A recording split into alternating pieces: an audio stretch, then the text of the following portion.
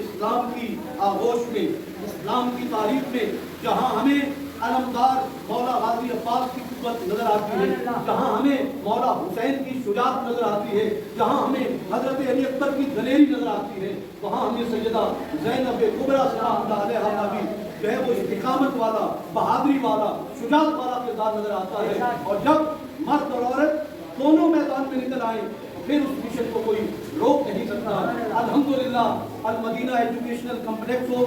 سیدہ فاطمہ الزہرا trust Oslo Norway ہو، تو یہ تنہا علامہ افتخار احمد چشتی صاحب اس کو رن نہیں کر رہے، بلکہ آپ کی زوجہ حافظہ رابعہ بہن، وہ بھی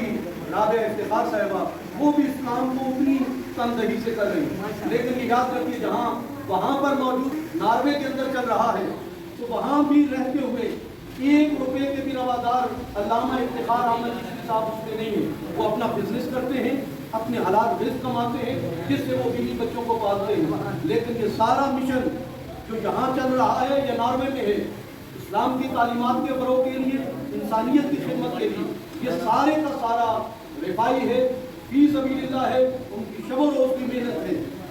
اب غور کیجئے، اگر ربیع الاول آتا ہے تو سبیلوں کا اور کھانے کی تقسیم کا اہتمام ہوتا ہے، محرم الحرام شریف آتا ہے تو سبیل حسینی اور لنگر کا اہتمام ہوتا ہے، رمضان المبارک آتا ہے اوپن کچن کا اہتمام ہوتا ہے، ذی الحجہ کا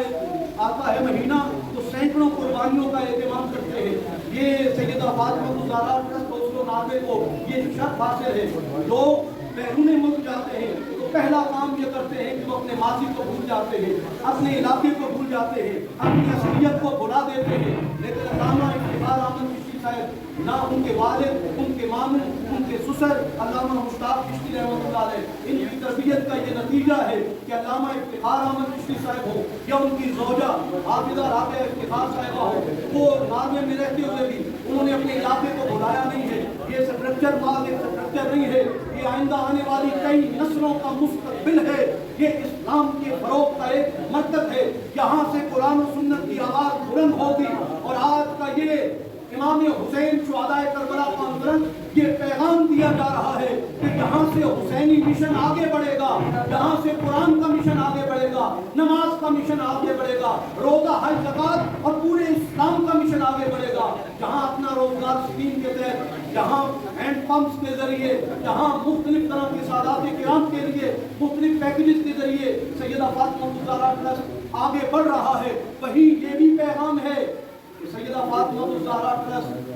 جو ہے وہ آپ سے بھی یہ توقع رکھتی ہے کہ آپ اس المدینہ ایجوکیشنل کمپلیکس کو اپنا سمجھیں گے، اس کی ایک ایک یونٹ کی حفاظت کریں گے۔ یہاں سے آپ کے بچوں کا مستقبل جڑا ہوا ہے، یہاں سے یہ صرف بچوں کا ادارہ نہیں رہے گا۔ چند قدموں کے فاصلے پر آپ جانتے ہیں زمین خریدی جا چکی ہے، اور انشاءاللہ کچھ ہی دنوں کے بعد المدینہ ایجوکیشنل کمپلیکس کا جو گرلز کیمپس ہے اس کا بھی اسی طرح افتتاح ہونا ہے، وہاں بھی تعمیراتی کام ہونا ہے۔ عین ممکن ہے کہ آپ سستی کا شکار ہو جاتے ہو، لیکن الحمدللہ دیار غیر میں بیٹھ کر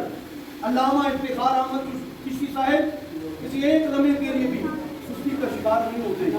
وہ یہ جانتے ہیں کہ میرے بچے ہیں، یہاں کے لوگ بھی، اس آبادی کے اندر جو بچیاں ہیں وہ میری بیٹیاں ہیں۔ انہوں نے وہاں رہ کر ہمارے لیے یہ سوچا۔ یاد رکھیے قومیں بھینسوں سے نہیں بنتی، جاگیروں سے نہیں بنتی۔ اسلام نے بھی جو پہلا درس کیا تھا وہ اقرا باسم ربک تھا، پڑھیے اپنے رب کے نام سے۔ ہمارا دین پڑھنے سے شروع ہوا، اور آج تک جتنی قومیں بلند ہوئی بڑی ہوئی وہ علم کے ذریعے، نالج از پاور، جس کا جتنا علم بڑا وہ اتنا ہی بڑا انسان بنتا ہے۔ تو المدینہ ایجوکیشنل کمپلیکس کو اپنا سمجھیے، اور یہاں کے جو معاملات چل رہے ہیں، یہاں کی جو تعمیراتی کام آگے بڑھ رہا ہے، اللہ جو ہے بھائی ہمارے ماموں ارشد جلیوہ صاحب یہاں پر موجود ہے، آپ لوگوں کو ضرور ان سے پوچھنا چاہیے بھائی کہیں اینٹ لگانے میں میری ضرورت ہو، کہیں اینٹ اٹھانے میں میری ضرورت ہو، کہیں گارا اٹھانے میں میری ضرورت ہو، بھائی ہماری نسلوں کا مستقبل اگر آپ مدینہ ایجوکیشنل کمپلیکس سے جڑا ہوا ہے، شعوری طور پر، فکری طور پر، تعمیری طور پر، تربیتی طور پر، تو کیوں نہ ہم اسے اپنا سمجھ کر وہ تعمیرات جو 3 مہینے تک آگے بڑھنی ہے ہم اسے 1.5 مہینے تک کیوں نہ لے کر آئیں، تاکہ جلدی سے یہاں پر قرآن کی آواز بلند ہو، یہاں پر نبی کے فرمان کی آواز بلند ہو، یہاں پر کردار حسین کی تربیت کا آغاز ہو۔